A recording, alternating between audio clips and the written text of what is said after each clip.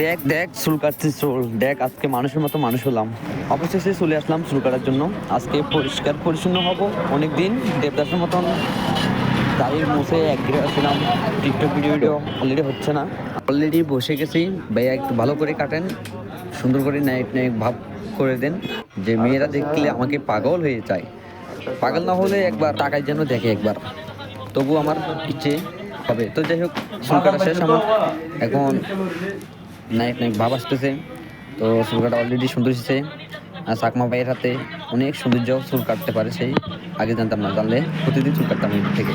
তো যাই হোক, যখন বাজেট চাইলো টাকা, মনটা খারাপ হয়ে গেল। 150 টাকা বাজেট এসে দিয়ে দিছি ফাঁক করে।